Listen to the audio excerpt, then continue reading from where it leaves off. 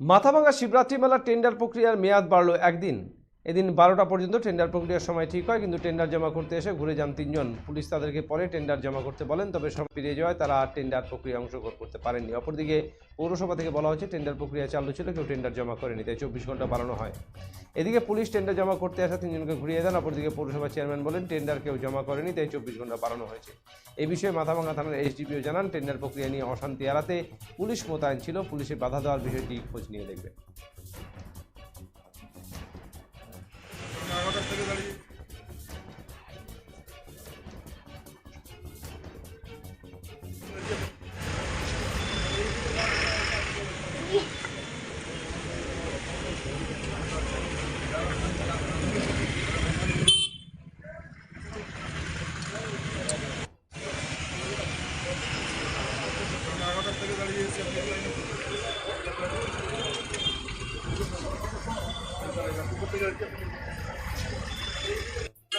মেলার হচ্ছে আজকে লাস্ট নমিনেশনের হচ্ছে তোমার ডেট, টেন্ডার প্রক্রিয়া আজকে লাস্ট ডেট। তো সেই সুবাদে আমাদের নোটিশে দেখা হয়েছিল আজকে হচ্ছে 12টায় লাস্ট টাইম ছিল, কিন্তু আমরা আসছি এখানে জমা করব।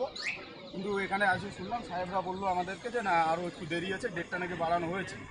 আমাদেরকে এখনও ভিতরে যাইতে দেয়নি। আমরা সমস্ত কাগজপত্র নিয়ে এসে এখানে আমরা এখন দাঁড়িয়েছি। পুলিশ মোতায়েনটা কোনো ব্যাপার না, অন্যান্য বড় থাকে, অন্যান্য বড় পুলিশ থাকে, সাদা পোশাকে থাকে, আশপাশে থাকে। যেহেতু টেন্ডার একটা ওপেন টেন্ডার, এই ওপেন টেন্ডারে যাতে কোনো রকম শান্তি শৃঙ্খলার বিঘ্ন না ঘটে, সেই জন্য আমাদের একটা আগাম প্রস্তুতি। নমস্কার, আমি এসডিপিও মাথাভাঙা। এরকম ধরনের যেটা বললেন, এরকম ধরনের খবর আমাদের কাছে নেই।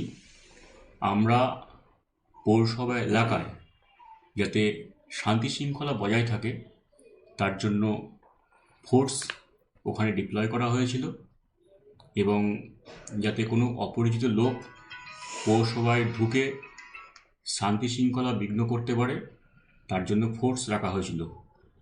তা এরকম ধরনের খবর নেই। এরকম ধরনের খবর থাকলে সেটা আমরা দেখব।